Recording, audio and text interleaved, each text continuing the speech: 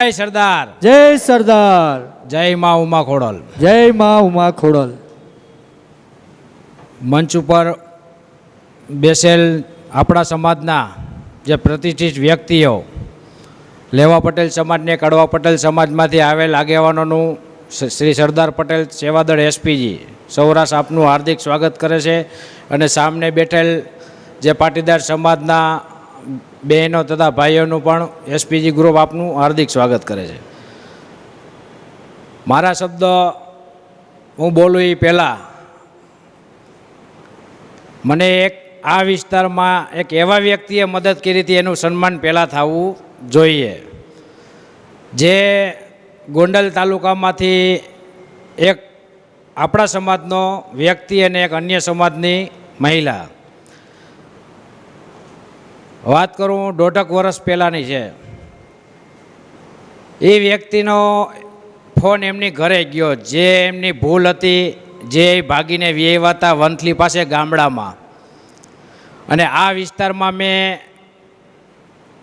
મારી પાસે જે કામ આવ્યા છે એવા અનેક કામ કર્યા છે, પણ ક્યાંક ને ક્યાંક સંગઠન, જેથી મારે જેતપુર, મારું પ્રોપર જેતપુર છે, જેતપુરથી મારે અહીંયા સુધી દોડવું ન પડે અને મારે કામ ખેંચતા ન કરવું પડે, એટલા માટે આ સંગઠન મારા માટે કેશોદ તાલુકામાં જરૂરી હતું.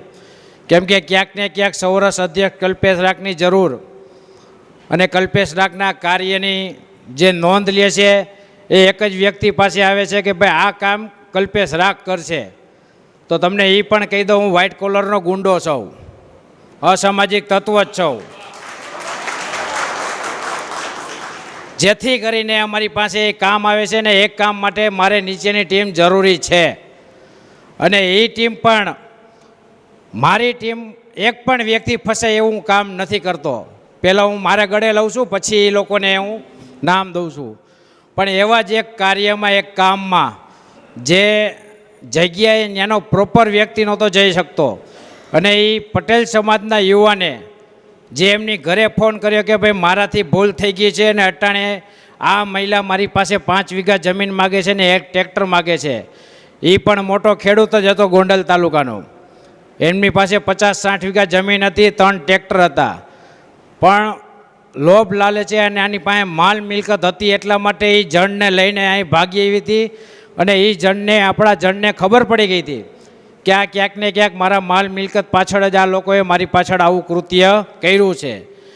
એ વ્યક્તિએ સાંજે એના ભત્રીજાને ફોન કર્યો રાત્રે, અને રોતા રોતા એને એમ કીધું કે તમે મને 2 દીમાં અહીંથી લઈ જાઓ, હું નીકળી શકું એમ નથી, મને અહીંયા ગોંધી રાખ્યો છે, જો તમે નહીં લેવા આવો તો હું અહીંયા સુસાઇડ કરી જાય. એવો ફોન એના ભત્રીજાને આવેલ. એના ભત્રીજાએ જુનાગઢ વત્સલ કાપડિયા કરીને છે, જે તમે જાણી શકો છો, પત્રકાર છે. જુનાગઢ વંથલીની બાજુમાં ગામડામાં આ ભાઈ ફસાઈ ગયેલા હતા, અને વત્સલ કાપડિયાને ફોન કરેલ ને વત્સલ કાપડિયાએ એને મારું નામ દીધું, વડીલ, કે ભાઈ આ કામ અમારું નહીં, આ જેતપુર કલ્પેશ રાખ કરશે. હવે સમયને સંજોગે આવડી મોટી જવાબદારી હોય ને સમાજનું કામ લઈને નીકળ્યા હોય, એટલે અમારે ક્યાંક ને ક્યાંક મદદ કરવાની હોય. અને એવી પણ મદદ કરેલ છે, અમારો જીવ જાય ત્યાં સુધી અમે લડત કરી લીધી છે. હવે વાત કરું કે રાત્રે 10:30 વાગે મને ફોન આવ્યો એના ભત્રીજાનો. મેં કીધું ભાઈ હું એમને તરત જ ભરોસો કરતોય નથી, સાચું ખોટું શું છે એની પહેલાં યોગ્ય તપાસ કરું છું. ક્યાંક ને ક્યાંક ખોટા કાર્યમાં પણ મદદ થઈ જાય, પણ એવી મદદ હાલમાં અત્યાર સુધીમાં અમે નથી કરી. એટલા માટે મેં કીધું ભાઈ તારા કાકાનું રેકોર્ડિંગ હોય તો તું મને મોકલ. એટલે 10:30 વાગે એને કીધું રેકોર્ડિંગ બહુ મોટું છે. મેં કીધું તું મને 12 વાગે મોકલીશ તોય મને ચાલશે, તોય પછી હું તને જવાબ દઈ શકી કે આ કાર્ય કરવું કે ન કરવું. પણ ખરેખર એ ભાઈએ લેપટોપમાં નાખીને રેકોર્ડિંગ કટકા કરીને મેં 12:30 વાગે મારા અંદર પ્રમાણે રેકોર્ડિંગ સાંભળ્યું. હૈયા વરાળથી જે રોતો હતો વ્યક્તિ, એ વ્યક્તિને મારે મદદ કરવી કઈ રીતે? તો ભાઈ અશ્વિનભાઈ કડવા પટેલ સમાજના માણાવદરના રહેવાસી છે. માણાવદરનું આજુબાજુનું લોકેશન, જે વ્યક્તિ આપણા પટેલ સમાજનો બોલતો હતો, એ રેકોર્ડિંગ ઉપરથી મેં આખી મેટર સાંભળી. મેટર સાંભળીને 12:30 વાગે અશ્વિનભાઈ અહીંયા આવો, અશ્વિનભાઈ અહીંયા આવો, તમે હકદાર છો અમારી સાથે કામ કરવાના.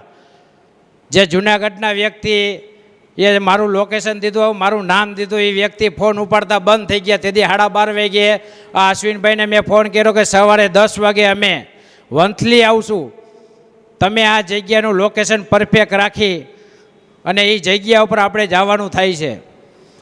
અને જેથી અમે નીકળી તેથી તમને કહી દો, અમે પૂરી તાકાતથી સમાજના યુવાનોને દીકરીને બચાવવા નીકળી છીએ. અને જે કાર્ય થતું હોય એ જ કાર્ય અમે હાથમાં લઈ છીએ. અને તેથી અમારી ગાડી જે અશ્વિનભાઈને ખબર છે, જેથી અમારી જે ગાડીઓ ગઈ હતી જે જગ્યામાં, એ જગ્યાના વ્યક્તિઓ પણ એમાં સામેલ હતા, જગ્યા પડાવવામાં અને ટ્રેક્ટર લેવામાં. તમને કહી દઉં, અન્ય જ્ઞાતિના જ હતા, આપણે બોલવું નથી કંઈ, અન્ય જ્ઞાતિના જ હતા. એ વ્યક્તિમાં એ જગ્યા ઉપર જવા માટે તમારા જુનાગઢ જિલ્લાના કોઈ પણ તૈયાર નહોતા. દશક ફોન કર્યા, પણ અશ્વિનભાઈ અમારી આરે પહેલેથી છેલ્લે સુધી હતા. એ જણને અમે ત્યાંથી બહાર કાઢ્યો છે. તેની મહિલા પણ ત્યાં ગોંડલ તાલુકાની જ હતી. એ આખું ઓપરેશન બહાર પાડીને આ વ્યક્તિએ જે હિંમત દેખાડી છે ને અમારી સાથે રહ્યા હતા. અમે તો ગમે ત્યાં પડી જવાવાળા વ્યક્તિ છે. સાચી વાત સમાજની હશે ત્યાં અમે ગમે ત્યાં પડશું, મરવા સુધીની અમે લડત કરેલ છે. ભૂતકાળ કલ્પેશ રાખનો જોઈ લ્યોજો. સત્યની સાથે અને સાચું કહેવામાં કલ્પેશ રાખ હંમેશા તત્પર છે. પણ અશ્વિનભાઈ જે આપણા કડવા પાટીદાર સમાજમાંથી છે ને મારી સાથે બહુ લાંબા સમયથી જોડાયેલા છે. એ જ રીતે આ કુલદીપભાઈ ચોવટિયા જે પોલીસ તંત્રનું કે માળિયા હાટીનામાં હમણાં એક સમાજની દીકરીઓને લાકડીઓ આવ્યા હતા ને વિડીયો આવ્યા હતા, મેં વિડીયો અપલોડ કર્યા હતા. લાકડીઓ માર્યા હતા કંઈક જમીન બાબતમાં. એ કુલદીપભાઈ ચોવટિયાભાઈ મને હરેક સમયમાં આ વિસ્તારમાં શેરગઢ છે, પછી આપણે ગામ 4-5 ગામ છે એમાં અમે આવેલ છે. એવું નથી, મદદરૂપ માટે અમે આવેલ છે. પણ અટાણે સમાજ સેવામાં અમે એટલા ખૂંચાઈ ગયેલા છે કે અમારા મગજમાં અમને નથી અમે કેટલા કામ કર્યા છે. પણ આ જે કિસ્સો હતો એ કિસ્સો બહુ હાઈ લેવલનો હતો. જે પોલીસ તંત્ર પણ ત્યાં જાતા બીતું હતું, ત્યાં અમારી ગાડીઓ 1-5 કરી. એટલે તમને તો ખબર છે ને કે 50 પટેલિયા ભેગા થાય એટલે શું થાય. 5 કરતા 50 પટેલિયા ભેગા થાય તો ખાલી હા હોત કરો ને થાય ઘણું થઈ જાય. આપણી પાસે બધી તાકાત છે.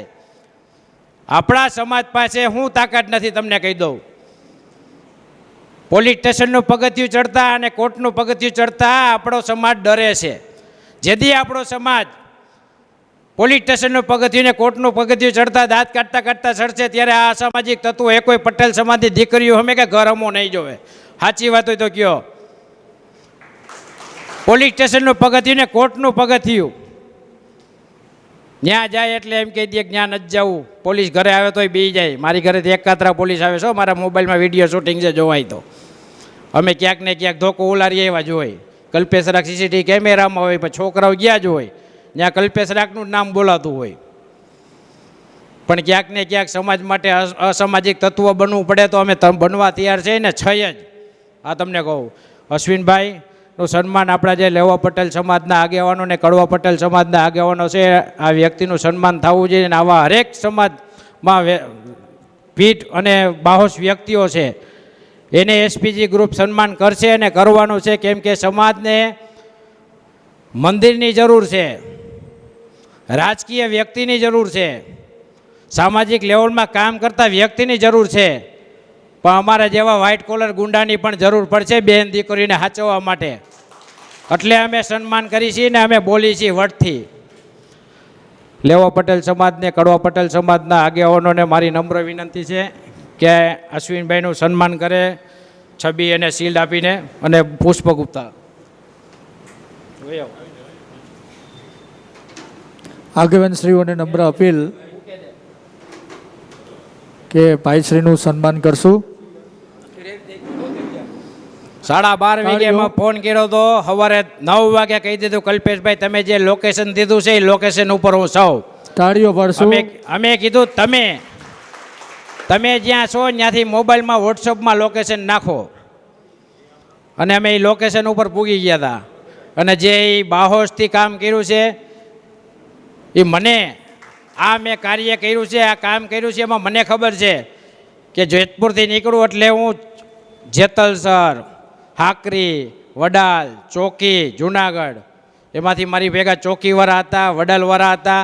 કારણ કે મારી ગાડી જાય ને એટલે મારા છોકરાઓ, મારા ગ્રુપના ભાઈઓ જેવા મિત્રો એ એમ ન કહે કે ક્યાં નીકળવું છે, ક્યાં જવું છે ને ક્યાં મગજમારી છે, એને ખબર જ છે કે ભાઈનો જીવ પહેલાં છે પછી આપણે છે, પણ મારી પહેલાં આ લોકો હોય, મારી ઉપર કાંઈ પણ થતું હોય તો મારી પહેલાં આ લોકો હોય. એટલે અશ્વિનભાઈ તમારો ખૂબ ખૂબ આભાર જે તમે મદદ કરી હતી, અને આ ઘણા સમયથી અમારું ઈચ્છા હતી કે તમારી ધરતી ઉપર ને તમારા વિસ્તારમાં મારે તમારું સન્માન કરવું છે. આવા સન્માનથી અમને ઘણા લોકો સપોર્ટ કરશે, અને સાચા વ્યક્તિનું સન્માન કરવું એસપીજી ગ્રુપની ફરજ છે, અને આગળ પણ કરશે. બેહો અહીં બેહો.